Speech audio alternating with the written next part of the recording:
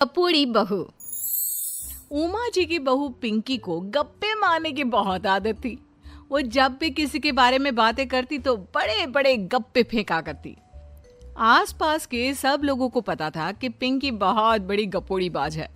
लोग उसकी बात पर विश्वास नहीं किया करते थे, लेकिन हाँ, उसकी बातें सुन सुनकर हंसते बहुत थे। अरे बहू, पड़ोस वाली शर्मा जी है ना, उनकी बेटी का जन्मदिन है, तुम भी चली जाना। ठीक है मम्मी जी, ये तो बता दो गिफ्ट में लेकर क्या जाना है। अरे लेकर क्या जाना है, 250 का लिफाफा दे देना, बस काफी है। अरे मम्मी जी, अच्छा लगेगा क्या? पड़ोसी हैं हमारे, हमें कुछ बड़ा लेकर जाना चाहिए। अरे बहू, इतना काफी है। जानती हैं आप, मेरे मायके में जब पड़ोस में किसी की बर्थडे होती थी ना, तो मम्मी कुछ ना कुछ गोल्ड का ही देकर भेजती थी। पड़ोसी के बर्थडे में सोना? कैसी बातें करती हो। और नहीं तो क्या, आपकी तरह थोड़ी ना लिफाफा पकड़ा दिया। पिंकी शर्मा जी की बेटी के जन्मदिन में चली जाती है। अरे आज तो बड़ी सुंदर लग रही हो साड़ी में। जी मैं तो लहंगा पहनकर आने वाली थी, मम्मी जी नहीं मानी। अरे बेटा, बर्थडे पार्टी में तो साड़ी चल जाती है, मेरा मतलब कोई शादी थोड़ी ना है। कैसी बात कर रही हैं आप आंटी जी? मेरे मायके में तो छोटे छोटे फंक्शन भी हम लोग लहंगा बनवाते थे बुटीक से, डिजाइन करवाकर।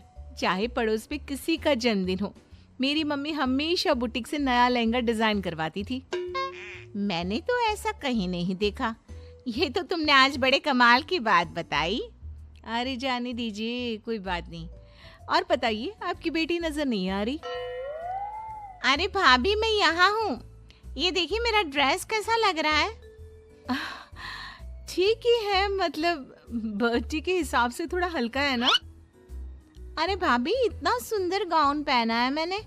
मैं ना शादी से पहले अपने बर्थडे पर हमेशा जरी वाला लहंगा पहना करती थी, यही मैं तुम्हारी मम्मी को भी बता रही थी। इसके बाद केक काटने का प्रोग्राम शुरू होता है। सब लोग इकट्ठे हो जाते हैं। शर्मा जी की बेटी का केक देखकर पिंकी से रहा नहीं जाता। उसके अंदर का गपोड़ी बाज बाहर निकल कर आ जाता है। अरे इतना छोटा सा केक! अरे बेटा, मेहमानों के हिसाब से ही है, जितने लोग इतना बड़ा केक। आंटी जी, कम से कम 4 या 5 मंजिल वाला केक तो बनाना चाहिए था। आपकी बेटी का बर्थडे रोज रोज थोड़ी ना आता है।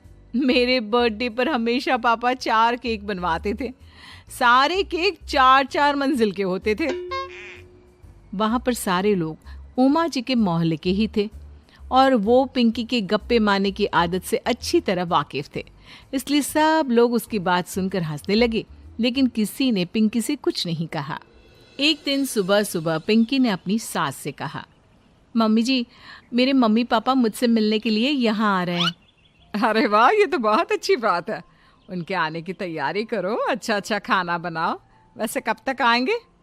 मम्मी जी फ्लाइट से आ रहे हैं, कल शाम को 4 बजे की फ्लाइट है। फ्लाइट? लेकिन बेटा, तेरा मायका तो यहाँ से 2 घंटे की दूरी पर है। तेरे मम्मी पापा फ्लाइट से कब से आने लगे? अरे मम्मी जी, आपको पता नहीं है, मेरे मम्मी पापा ना आधे घंटे की दूरी के लिए भी फ्लाइट का टिकट बुक करवाती है। अरे गप्पे थोड़े कम मारा करो बहू, कोई फ्लाइट से तब आएगा ना जब यहाँ पर एयरपोर्ट होगा। तुम्हारी मम्मी क्या उड़कर आएगी घर में? अरे हाँ मम्मी जी, मैं तो भूल ही गई थी। वो क्या ना, मेरे मम्मी पापा हमेशा फ्लाइट से ही ट्रैवल करते हैं, तो मेरे दिमाग से ही निकल गया था। अगले दिन पिंकी के मम्मी और पापा पिंकी से मिलने के लिए उसके घर आते हैं। आइए आइए जी, आपका बहुत बहुत स्वागत है। और समदन जी, हमारी बेटे की कोई शिकायत तो नहीं ना? ठीक से संभाल लिया है ना आपका घर? अरे मेरी बहू बहुत समझदार है, घर का काम बहुत अच्छे तरीके से करती है। बस थोड़ा ज्यादा बोलने की आदत है उसे, आपको परेशान करती होगी ना? बात तो आपकी सही है, उसकी थोड़ा ज्यादा नहीं बहुत ज्यादा बोलने की आदत है। लेकिन कोई बात नहीं, आपकी बेटी दिल की बहुत अच्छी है, बस थोड़ा बोलती ही तो ज्यादा है। पिंकी बेटा, इधर आओ, देखो तुम्हारे मम्मी पापा आए हैं, तुमने इनके लिए खाना तो बना लिया ना? वो क्या है ना मम्मी जी, आपसे एक बात कहनी थी। हाँ हाँ बोलो बहू, क्या बात है, डरने की कोई जरूरत नहीं। वो मम्मी जी, मैंने सोचा मम्मी पापा आए हैं तो खाना बाहर से मंगवा लेती हूँ। अरे कोई बात नहीं बेटा, वैसे भी तुम किचन में काम करने लग जाती तो अपने मम्मी पापा से बात कब करती। बहुत अच्छा किया। अब तुम अपने मम्मी पापा के साथ बैठकर आराम से बात करो, मैं अंदर जाती हूँ। शाम का वक्त जैसे ही दरवाजे की घंटी बजी, 3-4 लोग हाथों में खाने की बहुत सारे पैकेट लेकर उमा जी के घर पहुंच गए। अरे भाई कौन है आप लोग, लगता है गलत पते पर आ गए। नहीं नहीं माँ जी, हम तो खाने का ऑर्डर डिलीवर करने आए हैं, यहीं से बुकिंग मिली थी। अरे नहीं नहीं, आपको कोई गलत फहमी हुई है। हमारे यहाँ तो 2 ही मेहमान आए हैं। आपके हाथ के पैकेट देखकर लगता है इसमें 50 लोगों का खाना है। माँ जी आपने सही समझा, खाना तो इसमें 50 लोगों का ही है, क्योंकि हमें ऑर्डर यहीं से 50 लोगों का मिला है। अरे लेकिन इतना सारा खाना, कहीं मेरी बहू ने अपनी गप मारने की आदत के चलते ऐसा तो नहीं कर दिया। ये खाना आप रख लीजिए और हमें हमारे पैसे दे दीजिए। अच्छा वैसे कितने का बिल बना है? ज्यादा नहीं, बस 10,000 दे दीजिए। उन लोगों की बात सुनकर उमा जी पिंकी को आवाज देकर वहां बुलाती है। जैसे ही पिंकी वहां आती है, खुश होते हुए उन लोगों को वहां पर खाना रखने के लिए कहती है। अरे इतना सारा खाना क्यों मंगवाया बहू?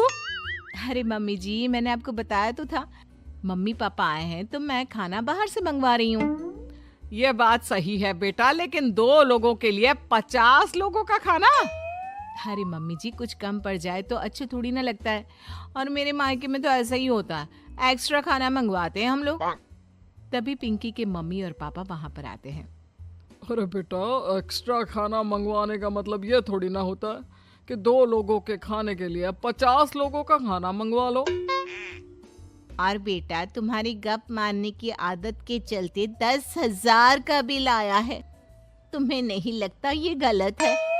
देखो बहू, बढ़ा चढ़ाकर बातें करना अपनी जगह, लेकिन इतनी बड़ी बड़ी फेंकना भी गलत है ना। पहली बात तो इतने सारे पैसे लगे, और दूसरी बात खाना वेस्ट होगा। आप लोग ठीक कहते हैं, मैं आज के बाद अपनी इस आदत को कंट्रोल करने की कोशिश करूंगी और अब से गप थोड़ी कम मारा करूंगी। पिंकी की बात सुनकर सब लोग